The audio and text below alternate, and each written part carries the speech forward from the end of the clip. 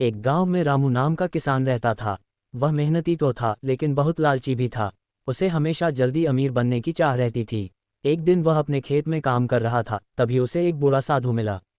साधु ने रामू को एक चमकदार सुनहरा बीज दिया और कहा, यह कोई साधारण बीज नहीं है। यदि तुम इसे प्रेम, धैर्य और मेहनत से उगाओगे तो तुम्हें जीवन का सबसे बड़ा खजाना मिलेगा।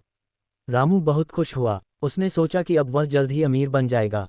उसने बीज को अपने खेत के सबसे अच्छे हिस्से में बो दिया और रोज उसे पानी देने लगा। कुछ दिनों बाद एक छोटा पौधा निकल आया, लेकिन पौधा बहुत धीरे धीरे बढ़ रहा था। रामू अधीर हो गया। उसे लगा कि पौधा इतना धीरे बढ़ेगा तो खजाना कब मिलेगा।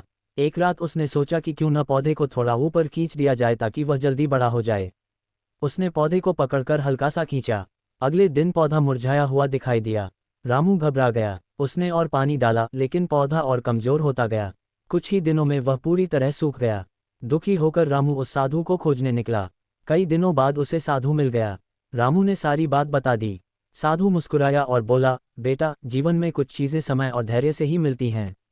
तुमने जल्दी पाने की लालच में पौधे को नुकसान पहुंचा दिया। यदि तुम धैर्य रखते तो ये पौधा एक विशाल पेड़ बनता और उसके फल तुम्हें वर्षों तक लाभ देते। रामू को अपनी गलती समझ आ गई। उसने तय किया कि अब वह लालच नहीं करेगा और हर काम धैर्य तथा मेहनत से करेगा। उसके बाद रामू ने अपने खेतों में पूरी लगन से काम किया। उसने नई खेती की तकनीकें सीखीं, समय पर फसल बोई और धैर्य रखा। कुछ वर्षों में उसकी मेहनत रंग लाए।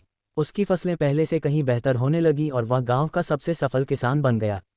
अब रामू लोगों को यही सलाह देता था कि सफलता का कोई शॉर्टकट नहीं होता। जो लोग धैर्य और मेहनत से काम करते हैं वही सच्ची सफलता प्राप्त करते हैं।